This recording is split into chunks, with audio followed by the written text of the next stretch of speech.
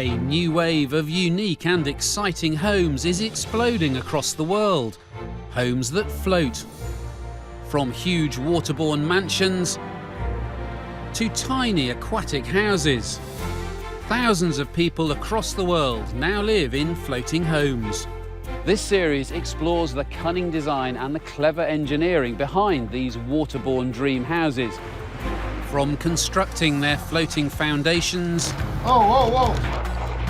to towing the half-finished houses to their moorings. Maiden voyage, here we go. We'll follow the pioneers taking the plunge as they build their own incredible floating homes. Whoa, this is actually really cool. Today, in Middlesex, this young professional is looking for London living, but at a fraction of the cost. If you can dream it, you can achieve it. And over in Oregon, another ambitious home builder aims high. I've always had this dream of living on the water. But is thwarted by the weather. Everything that could go wrong has gone wrong.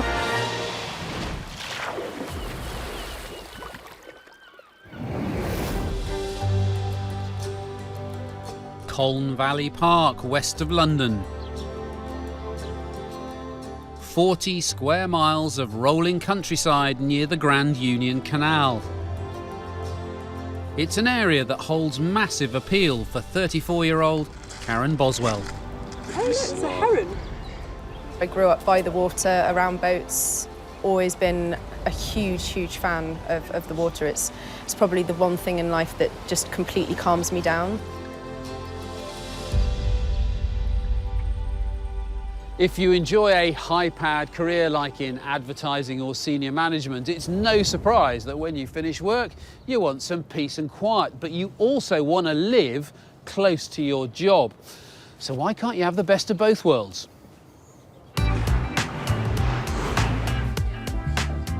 Having had no luck finding the perfect property, advertising exec Karen has now decided to try something different.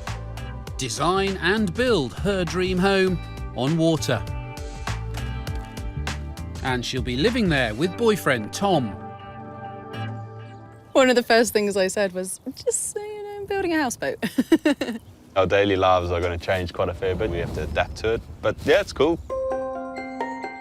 Karen will moor her new floating home here at this boathouse community near Uxbridge by the Grand Union Canal. Mooring prices start at around £200 a month, and it's just 20 minutes commute to central London, where Karen works. As soon as we knew that we could have this space every weekend where we want to escape, we just come here now. What I'd like to do is take that piping up and snake it around. Her friend Jessica Rowley will help design and manage this ambitious aquatic house build. We do need to actually just check where the storage just overhangs the porthole. Yeah. Exactly where we're going to finish that. Yeah. Storage unit. Yeah, good shout.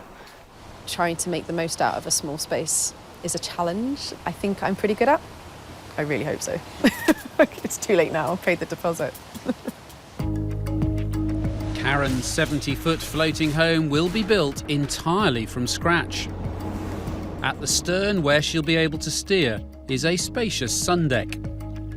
This will lead down to a spectacular kitchen living room. Concrete and beaten copper worktops will give the feel of a chic London pad. A wood-burning stove will warm this heart of the home. There'll be a stylish study-cum-bedroom and a luxurious bathroom with exposed copper piping and twin showerheads. Finally, the bright master bedroom will have a huge 6.5-foot long bed that hides their hot water tank. Built over 4 months, Karen's luxury home will cost £175,000.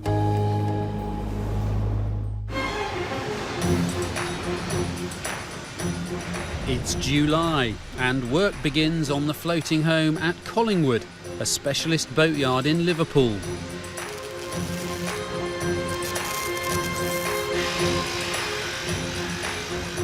Ian Evans is in charge of the build. To start off with the base plate, So we'll cut the base plate out to the size of the boat. The process to actually build a shell takes roughly around about 2 to 3 weeks. Ian's team uses around 12 tons of steel to form the 70-foot-long structure. That's a lot of metal. Part of the job is getting the shape right from the off. If it's not right, we have to start again. Next, they construct the boat's bow, housing the master bedroom. We'll put the linings in, we put the electrics in. But she has a lot of say in the design of it and what we do.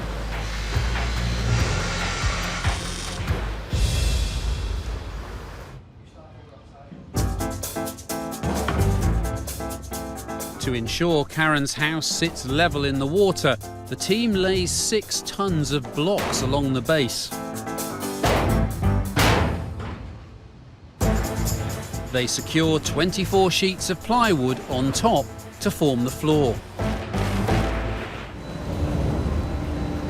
Oh, this is actually really cool. This is bigger than I thought it was going to be. A month later, and Karen pays her first visit to the yard to see how her dream home is shaping up. I'm at my imaginary helm. God, this is massive. Woo-hoo. I love this bit. I think it's one of my favourite parts of the whole boat.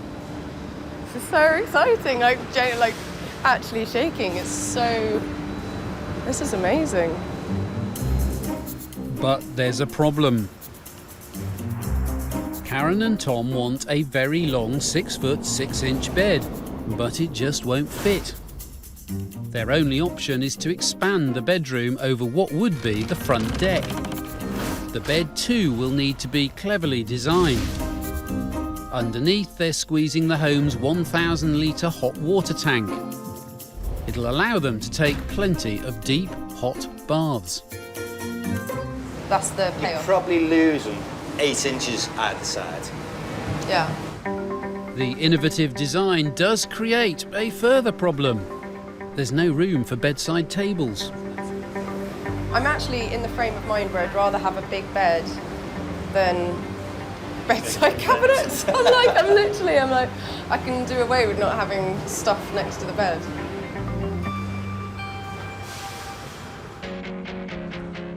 For folk like Karen who are sold on the waterborne dream, there are now endless options available.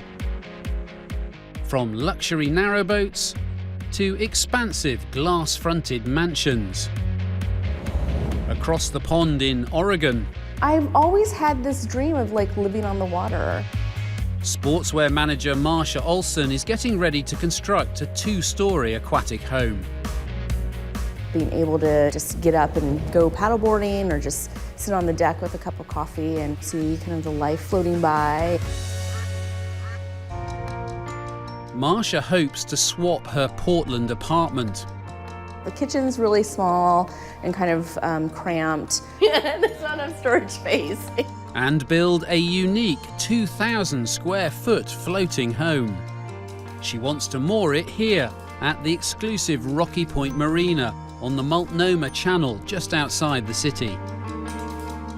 I really like this particular part of the river. It just feels tranquil. I'm really excited about having a really nice big space with that really nice view. Marsha plans to build a 3-bedroom house that will be twice as big as her city apartment. On the ground floor, a huge open-plan kitchen and a spacious 24-foot-long living room.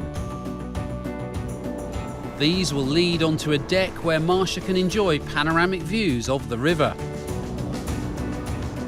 Upstairs, there'll be another extensive deck, leading to Marsha's beautiful ensuite and master bedroom. Double doors will lead to a cosy guest bedroom that has its own bathroom. Clad with cement panels and bamboo, this home will cost Marsha around £260,000. I think it may be a challenge to meet Marsha's expectations. Father and daughter build team Ryan and Amy have been set a tight deadline by Marsha. She wants the house built in 16 weeks. To add to the pressure, this is their very first floating home build. Marsha is accepting enough of our lack of experience to give us a go. She has very good taste, and I hope that we can meet that taste within our budget. They'll construct Marsha's aquatic house here at the boatyard at Rocky Point Marina. We'd like to get the whole thing up and relatively finished out in the next 60 to 90 days. We'll see how well we can stick to that. Ryan and Amy's first task is to build a floating foundation pad for Marsha's house to sit on. They're opting for a traditional, tried and tested technique. A base made from logs that are naturally buoyant. They'll use crossbeams called stringers to fix the logs together. Then top with timber boards and a waterproof membrane. It's a new environment, so they're all always, little things we didn't anticipate. Let's get another bundle. Logistics are always a little slower, having to move everything down to the job site, from the shore. With the logs in place and the stringers attached, they use a mobile crane to haul the flooring panels down to the water. We'll drop it straight onto our barge, which will then float around to be right next to the property, so we don't have to move each piece individually. So because we're a small crew, we just want to work smarter, not harder. But just as the build gets going, the coldest winter in 25 years strikes the city. And then a whole week below freezing. We lost almost 10 days to the snow and ice. Londoner Karen Boswell is finally jumping on the housing ladder by building a floating home. She's always loved being by water, so why not live on it? It's perfect because you're in the middle of peace and tranquility, and there's just so many lovely people. Like everyone we stop and talk to, everyone says hello. Around 20,000 people live on water in the UK, mostly in traditional narrowboats, of course, but Karen wants something very special. In Liverpool, the shell of her new home is finished, but she's taken the incredibly brave decision to get another team to do the bespoke interiors for her. Now, they've never done it before, and they're based in Norfolk. And that means hauling the 28-ton home 269 miles south. We use chains and 10-ton slings to strap it down tight. Then we inspect the welds on the hull, make sure that every possible scenario is covered, and then we let the boat go then. Hoping to avoid the worst of the traffic, Karen's house hits the road at 5 a.m.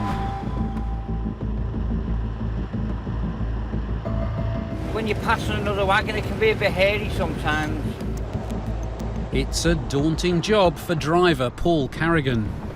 Your heart's in your mouth a bit when you want to pull out. At 12 feet wide, squeezing this house through the narrow country lanes isn't easy. Oh dear. The roads aren't big enough really for this type of move.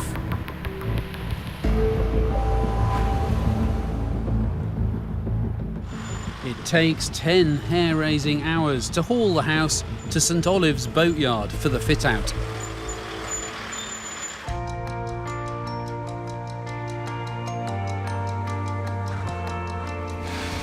Now the boat's here, it feels like a blank canvas, and I can't wait to see what's in my head come together. This is the fun bit, really. The final countdown. It's the first time head builder Andrew Fellers and his team have taken on this kind of job. A little bit apprehensive. This is the first boat we've ever done. So far, it's going quite well. They've got a 6-week deadline to work to as Karen's given notice on her rental flat. 3 weeks in, I've come to Norfolk to see how they're doing. Shiny. Hello. Welcome aboard. Thank you very much. Good to see you in your new home. I know. Looks good from the outside. Can we have a look inside? Desperate to see what you're doing. Yeah. So the entrance is slightly deceptive because it's kind of like you go, oh, it's nearly finished. I know.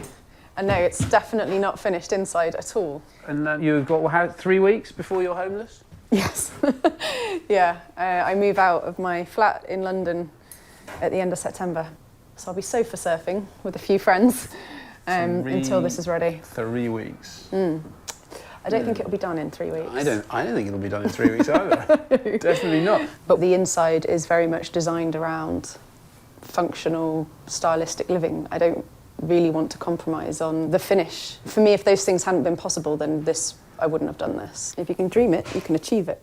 Tell you in advertising. I like a good plan. You know, got to have a plan. Yeah, exactly. Yeah, just this one's slightly behind schedule. Okay. Well, yes, unfortunately.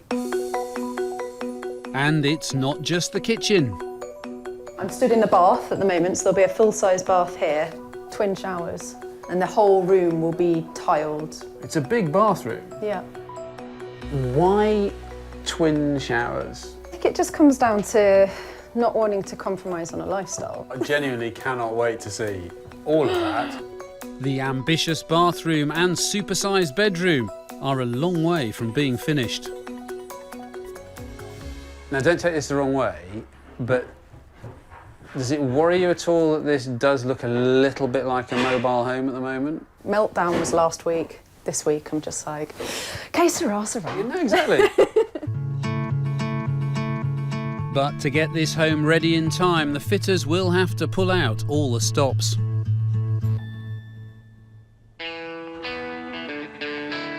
Over in Portland, Oregon, after an unexpected weather delay, work can finally resume on Marsha Olsen's 2-story floating home. I'm really excited about that. I think it's just going to be really calm and tranquil and, great views. I think it'll be really great when it's all done. But her builders, Ryan and Amy, have also never built a floating home before. We hit delay after delay, and we were ready to get going just when snow started to fall. And we were down for another 2.5 or 3 weeks. With better weather, they can push on with the build. Their next big challenge, construct the home's timber frame. Marsha wants an open-plan living space to give totally unobscured river views. So we'll have 4-panel sliding glass door here and the descending windows above. But such a big room and ceiling would normally need support, which would ruin the outlook. Fortunately, Ryan and Amy have come up with an innovative solution. They'll ditch traditional timber and use 32 engineered wood beams called I-joists. Compressed wood chips are bound together with glue, meaning the 8.5-metre beams are 3 times stronger than standard timber beams. They can support huge areas, allowing Marsha the clear, uninterrupted views she dreams of. You can see it's a bunch of little veneer sections that are all sandwiched together with high pressure and glue, and that's why they're called engineered, because it's not a natural assembly. They glue them all back together to get a higher strength piece of material. With the beams in place, their next task is to piece together the 23 trusses that'll form the roof. Not easy on water. The truss usually gets dropped on by a crane, but because we're so far from the shore, a crane won't reach out here. Hauling the 10-metre-long roof trusses to the site and up onto the second floor eats up valuable time. It would have been great if the weather hadn't been so wet. They could have been a little bit further along, but it seems like it's picking up pace. The team works round the clock to complete the frame.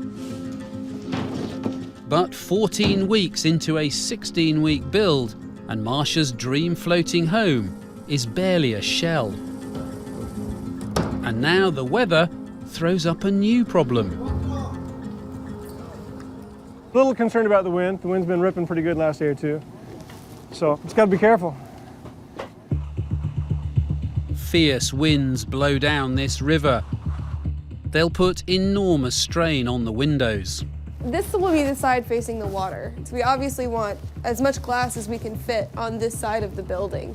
But it's more likely to have flex, and so because of that we had increased engineering requirements. Marsha wants 24 windows. Weighing a whopping 32 kilos each, they require extra support to cope with strong river winds. So Ryan will be adding reinforced wooden structures called portal framing to ensure they don't collapse. This will brace the windows, so whatever the weather, they won't move an inch.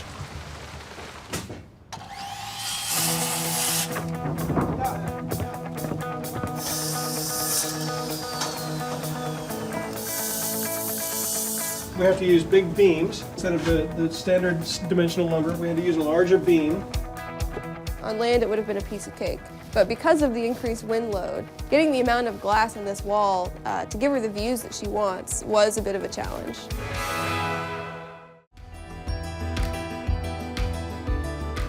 Everyone who builds a floating home has their very own personal motivation, and Karen's is absolutely crystal clear. She wants to live in a super cool, high quality designer pad, but in a location she can't afford. So like all good advertising executives, she's been creative, and she's teamed up with a very good friend who's been there, done it, bought the t-shirt. Now that is very smart. Karen's friend Jess Rowley has designed and built her own floating home and has worked on 3 boats in the last 4 years. Boat world is complex and it's a kind of bit of a sort of dark art really, and a lot of the stuff's quite simple, but it's just helpful to have someone to explain it. Sketch it out in situ where the vanity unit will go in. There are things you don't think about, like it's better to have a big water tank because otherwise you're constantly filling your water up. Where would you put your gas fittings? Where do you put your different points where you need water in there? Just the things that mean that when you're living in the space, it feels natural. I think we'll go in, map it out, and then go from there, just making sure it works well functionally. Yeah, that's totally fine.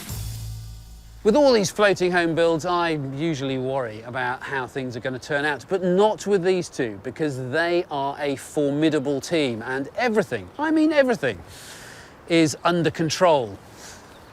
Or at least I think it is. While the team are experienced builders, they've never worked on a boat before. The tiling is going to be a bit of a challenge, making sure we can get the tiles to adhere to the walls. Once fitted out, the team will need to lift the house into the water. And that'll make it flex by up to 2 inches. And the tiles could then crack and break off. So Andrew's team will line the walls with super strong hardy board, which has incredible grip. Special flexible grout will allow for some movement, but still hold the tiles in place. Hopefully there'll be more tiles on the wall than on the floor. With the tiling sorted, they move into Karen's bathroom, which presents another challenge. So I'll just come down, just so it's going into the wall. You're not going to bring it round there then? Well, I can, if that's what they want. Yes, that is what Karen wants, her copper pipework on display, all 15 metres of it, and she wants twin showers. It might be better actually to wait till we'll get Yeah, Karen to stand in there. As you can stand in and then we can decide whether we just extend it out a little bit that's further. fine, yeah. Brilliant. Their taste is very contemporary and can be quite challenging with some of the things that they like.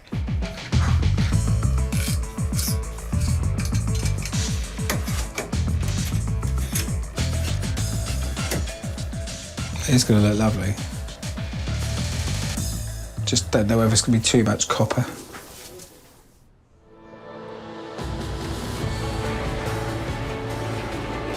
Over the next 2 weeks, the team installs the electrics and paints the interior, putting the project back on schedule. Finally, Karen's new home is ready to set sail, but the next tricky task is to load it onto a lorry. They need to transport it to her canal, where they'll find out if it floats. I am going to be watching it with nervous apprehension.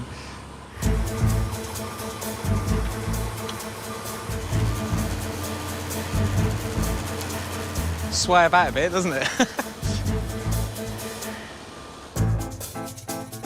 Karen's home needs hauling 150 miles on busy commuter roads to the Grand Union Canal.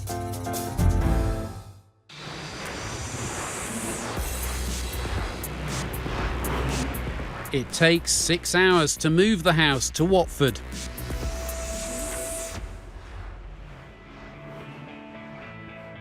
At last, Karen's dream home can be launched. And it floats. But have the tiles survived the journey? Nothing's moved, so from my point of view, it's all gone really well. I think Karen will be over the moon. So it's time for Karen and boyfriend Tom to actually learn how to sail their pride and joy. They've got a 7-mile trip ahead. Left a bit, right a bit. So they've drafted in Jess and her partner Dan to teach them how to steer their 70-foot-long home through the 10 locks en route to the mooring site. Sailing your home calls for great skill and muscle power. Oh my God. Just swing on it a bit, Karen, that's it. Really heavy.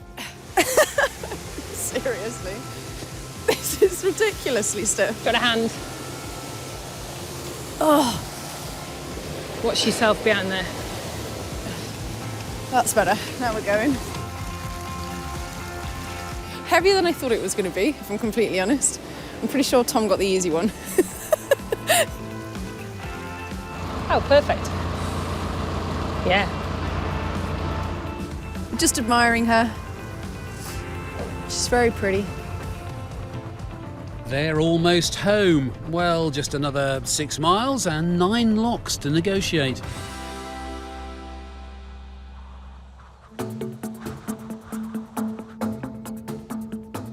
Over in Portland at Rocky Point Marina, Marsha's waterborne home build is still way behind schedule. Just like Karen, she's not going to compromise on her design decisions. These windows are a lot shorter than we thought they were going to be. I thought they were going to be way up at the top.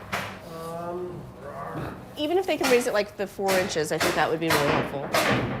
We could put a mirror in here on the side of the cabinet or something like that. Yeah, that doesn't seem very aesthetic. But I like your creative thinking, but no. Yeah, thanks though. Yeah, no.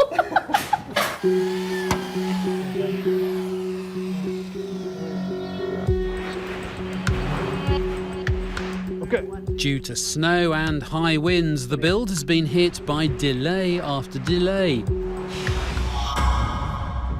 Now they face another obstacle. We've got some sunshiny days and it's causing the snow to melt so quickly that the river came up on us and flooded us out. The entire work site is under more than a foot of water. They said once every 20 years this happens. Everything that could go wrong has gone wrong. Until they open the parking lot back up, we can't deliver our sheetrock and we can't deliver our siding. We can't. It's just holding us up again. The latest setback leaves Marsha high and dry. The lease is running out on her apartment. I have to figure out where I'm going to live while they're finishing up the house for a couple of months. So I'm just hoping I get in before summer. It takes 10 days for the floodwater to retreat before building work can resume. The team races to clad the house in 80 sheets of 8-foot cement composite cladding. The product is pretty heavy. It weighs over 100 pounds for each sheet. So we only bring to the job site what we're going to use for that one day because of the weight and getting it moved into the house over the docks. And do we need to trim this one at all? It takes a 6-man crew 2 weeks to clad the house, giving it a sharp, modern look. The build should have been completed in 4 months, but 6 months in, there's still a long way to go. I would have liked to have been in that house during the entire summer. It's definitely costing a little bit more money, and you know, the fact that I have to keep extending my lease. But it's almost comical. Like, I'm in class and they're asking, so have you moved in? And they ask me every single week, and it's the answer is still no. Inside, Ryan's team is trying to fit the kitchen.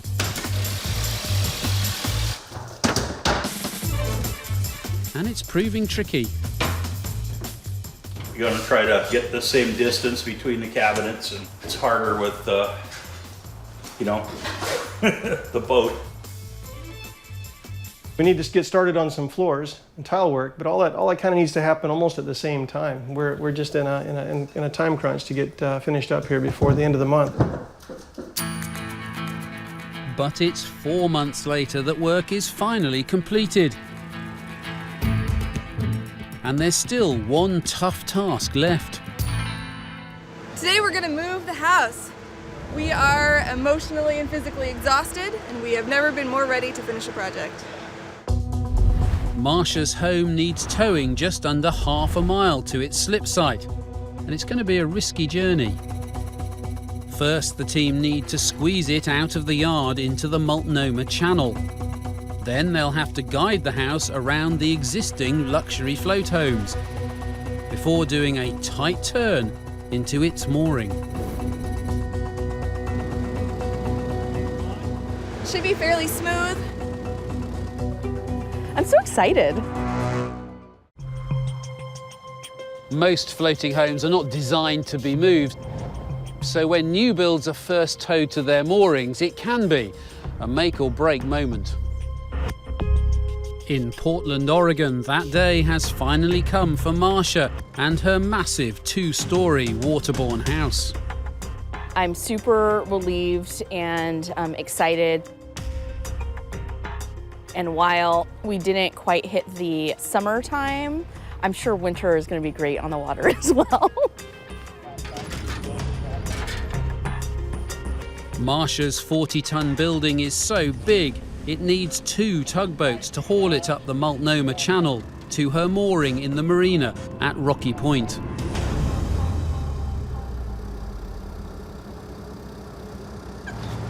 I didn't realize we were already starting. Driving the larger tug is Captain Clark Caffel, whose job is to tow the humongous house. I can't even see the corner in the river up there. The captain can't see over the top of the 11-metre-high floating home.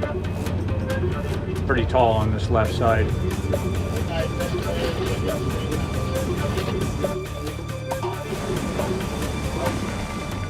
Are we looking good on this angle right now? You can put it a couple degrees towards the island. He's assisted by the guide tug, which helps keep the house on course as it's manoeuvred to its destination.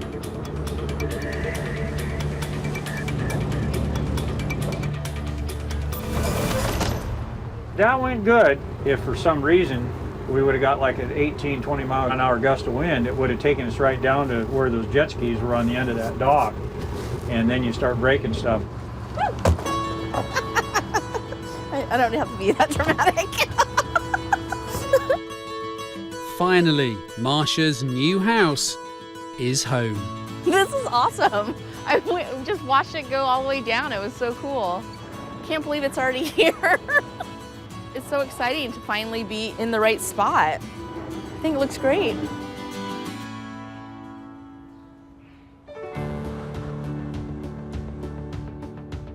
Two weeks later, Marsha has moved in and unpacked. Inside, the spacious living area is open and inviting, showcasing expansive river views. Really, the whole first floor is really designed just to be able to have friends, family over enjoying the views, really for a long time to come. In the kitchen, quartz worktops and shaker-style cabinets create a simple, modern, open space that's as good as anything on land. This kitchen is a dream compared to my old kitchen. Be able to see everybody and just be able to really entertain. Looking forward to having the first party in December. The lavish master bedroom is a tranquil den in which to relax and unwind. It's really fantastic waking up in the morning and seeing great sunrises. Sometimes even when it's gray, just, you know, having that light come in really naturally is really fantastic. Marsha's ensuite bathroom is the perfect winter warmer, with heated ceramic floor tiles and a luxurious bathtub. Now that I've used it a couple of times, it is a little bit large, but it's great. I love it. The bathroom leads into an impressive walk-in wardrobe. In the past, I've had things in drawers and couldn't be able to find things, so it's nice to be able to have all of my clothes out and be able to see everything. Outside on the extensive deck, Marsha has her very own private platform onto the spectacular Multnomah Channel all year round. It's really just fantastic to be able to enjoy the outdoors, especially during the summertime and spring, be able to see the ducks kind of go by. And this is just lovely being able to be outside. After an exhausting 10 months and a total spend of around £270,000, Marsha can finally begin life in her new custom-built floating home. I love it. I love all the light. I love being on the river. I'm really looking forward to being able to enjoy that for years to come. Cheers, Marsha, to happiness for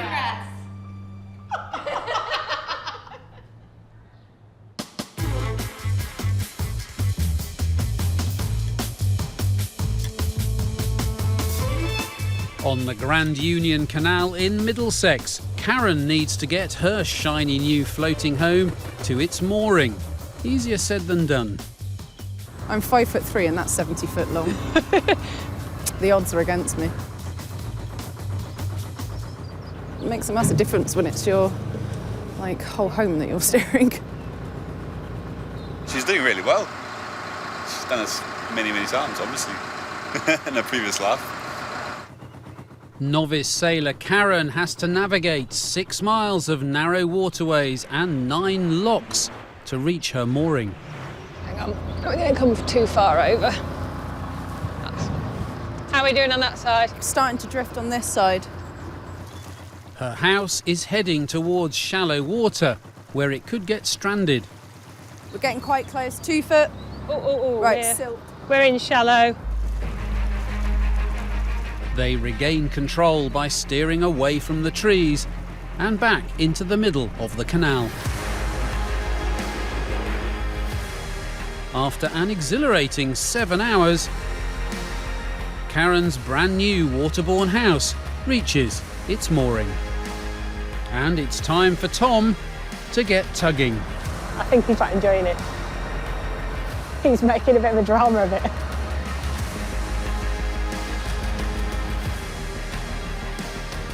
You're home! Yay! Yay! Now they can add some final personal touches to transform this floating house into their dream home. I'm really happy with her. I can't wait to put the inside together now. Designed in London, built in Liverpool and fitted out in Lowestoft just 5 months ago, Karen's floating home was sheet steel.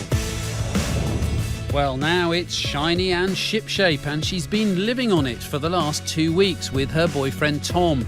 And I hear there's the patter of tiny feet. Morning, how are you? Good to see you again. Yeah, really nice to see you too. Morning, Mark. Tom, but more importantly... Look! Hello, sweetheart. Hey, Amber. Hello. What's her name? Amber. Amber. Hello, darling. I can't wait to get inside to find out if Karen's realised her dream of chic, contemporary, waterborne living. Oh my God. What a space. Really, really stunning. You do feel like you've walked into a cool, contemporary flat. This is twice the size of the kitchen in my place in London. Twice the size? Pretty much. These surfaces grab your attention as soon as you walk in. Look at the size of this sink. Yeah, I know. Is this your bath? Yeah, but it's the dog's bath. In the living room, Karen now has her wood-burning stove to keep the space nice and toasty. 3 or 4 logs and that eco fan, and this whole place is warm. This is so comfortable. I mean, it is a dream, isn't it? I could live here. The generous study next door will double up as a guest bedroom with a bespoke wood desk. But along the corridor is surely the most extraordinary of all the rooms. So how did the bathroom turn out? Amazingly, I actually think this might be my favourite room. It's pretty cool. I can honestly say I've never seen a bathroom like this before. This is like a shrine to the art of copper piping. The twin shower bath arrangement, which I obviously thought you were barking mad when you first mentioned that you were going to do it. Yeah. Does it work? Does it live up to the expectation? It's a special. It's a bit of a luxury on a boat. Special treat. What luxury on this boat? Really?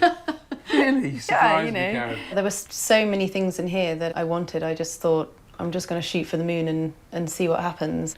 And it's all come together. So the bedroom. Yeah. God, it looks huge. Was this one room that you did have your own doubts? Is this going to work? I was nervous because everybody told me that I was ridiculous having a king-size bed in a boat, and everybody said that it would be a silly waste of space. And I was like, of course you can. It's lovely. What is it like sleeping in here? The height took some getting used to. First couple of times I sort of woke up and like put my toe down. I was like, oh. But you've had to accommodate, obviously, in here a massive water tank. Yeah, I wanted the biggest tank possible. So it's a 1,000-litre water tank under here. And I wanted a big bed. It would have been a deal breaker if I couldn't have had a decent night's sleep. Out on the deck, cream leather sofas complement the midnight blue exterior to create a stylish chill-out space. I don't have noisy neighbours, except for the geese. You're far away from everywhere. So it's a good escape. I love it. So what's your favourite part of this new home for you? Oof, that's really difficult. In weather like this, right here is absolutely amazing. I love this. It's such an amazing switch off the second you get off the train and just walk down the road to here. Just the air smells different. It just feels completely detached from the day job. Honestly, if you'd asked me 3 years ago, I wouldn't have ever thought I'd have been living on a boat. But now that I've done this and we're in, it doesn't feel like I'm living in a boat. I feel like I have a home and it just happens to float.